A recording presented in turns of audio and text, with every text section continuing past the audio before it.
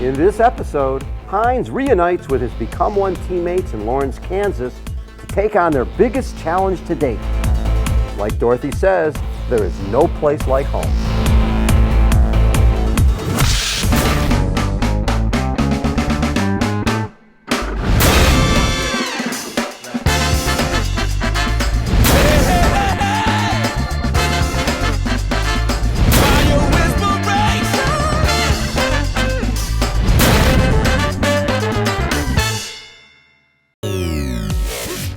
Hines is in Kansas to attempt his first 70.3 distance race, which is half the distance of what he'll be facing 4 months from now in Kailua Kona, Hawaii.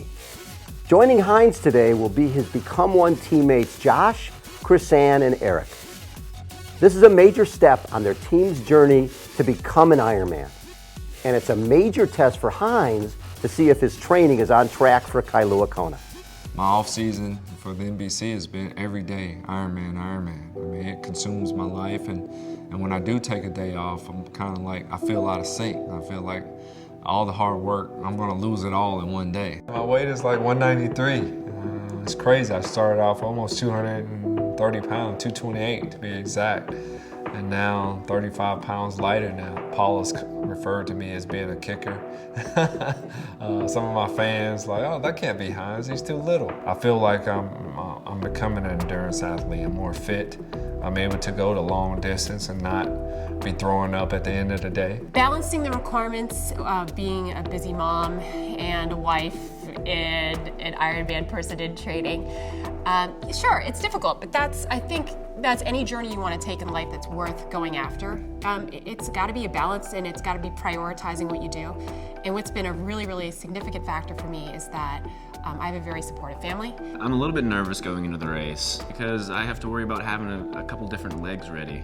And just being a below-the-knee amputee, I swim without a leg. I have a separate leg for biking and a separate leg for running.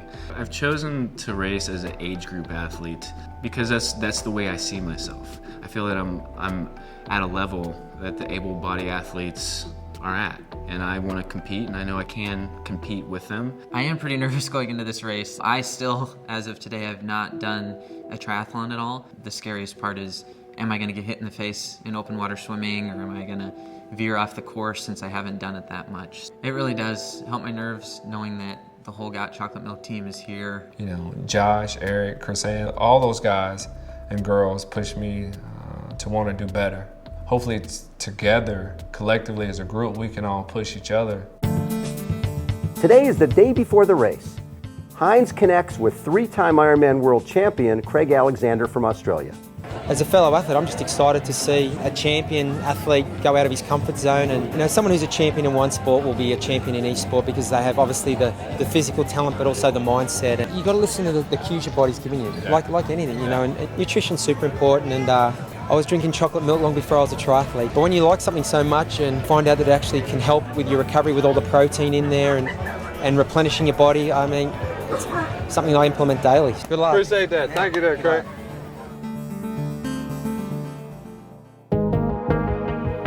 It's 4:30 a.m. on race morning, and the streets are quiet in Lawrence, Kansas. Hines comes downstairs to meet his teammates. Moved up, all pooped out. The team takes a moment to reflect on the challenging day ahead. The swim is a 1.2 miler in Clinton Lake, followed by a challenging 56-mile, one-loop course that locals call the Iron Cross Loop.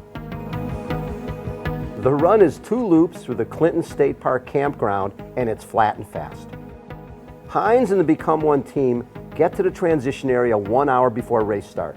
I'm a little nervous about it, being that I need to try to put all of it together and let it mesh together with the game plan. I think he's ready to go. He's got his game plan. I think he'll execute.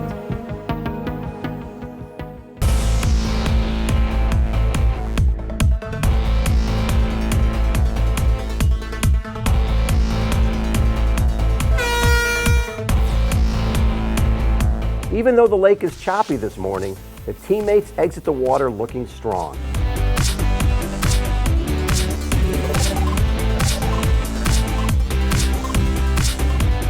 Hines comes out of the water in 39 minutes and 20 seconds and powers up the ramp to get on his bike.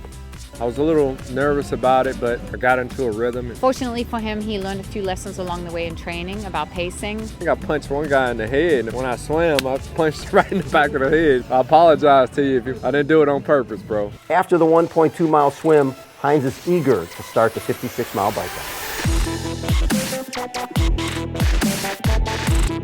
Everyone in the team is doing well.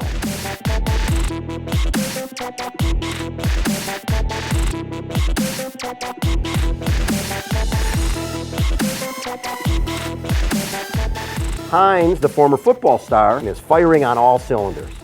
He's pushing hard, but managing his effort at the same time. Going up those hills, the heart rate shot up very high, so I was very conscientious of trying to cut back a little bit and get it back down before I made the transition to the run. So many people that took off past me, but they kind of blew up at the end. Damn, he's actually passing me.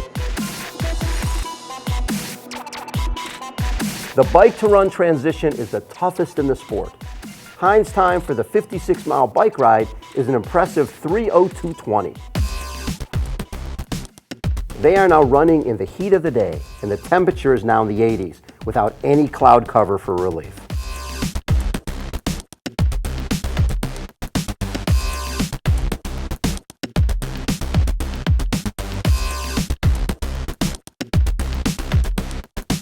As he heads into lap 2, Hines is feeling the effects. To combat dehydration and muscle cramps, Hines walks through the aid station to make sure he is getting in the proper amount of fluids and electrolytes. Just trying to find a way to just, get through it and just hydrate. The humidity kicks up, and I think I overdid it. There's a lot of soul searching today.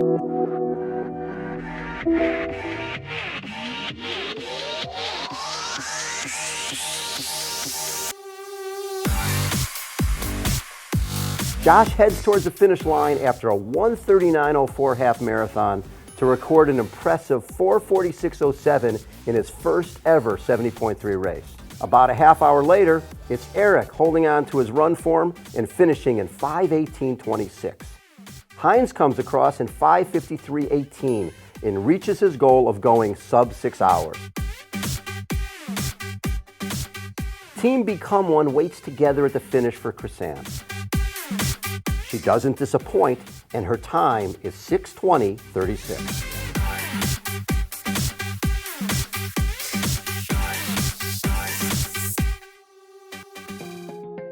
So rewarding when you cross that finish line. I beat my goal and do it under 6 hours. So this is my first official triathlon today. I felt pretty good going into the water. I made it through it, and it ended up working out really well. Today was a big step for me. I didn't hit my time goal, but I did hit one of my goals, and that was learning. I was injured, I think it was a year and a half ago today. I get out there and I can get competitive with the able-bodied athletes, and I wanted to see where I stacked up against them. I think I held my own. I'm not going to say it wasn't hard, but I just knew the finish line was there, everyone was going to be there at the end, and that's what kind of draws you to the finish and keeps you in it. It was really... But why do I do this? Yeah, it's just to prove that stay-at-home moms, we're not soft people. We're fighters too. We do great things. So yeah, I do it for my kids so they know that you can be a soft heart, but still be a fighter and a competitor.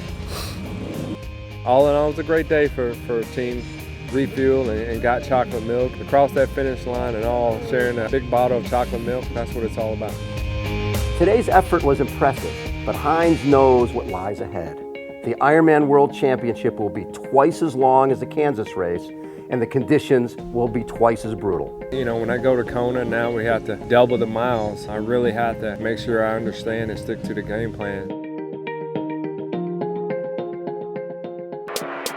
In future episodes, Hines heads to the Big Island of Hawaii to get a taste of the conditions on the challenging Ironman World Championship course. We send our camera crew back to Atlanta to follow Hines during his final training days leading up to the grand finale. And things are starting to get real.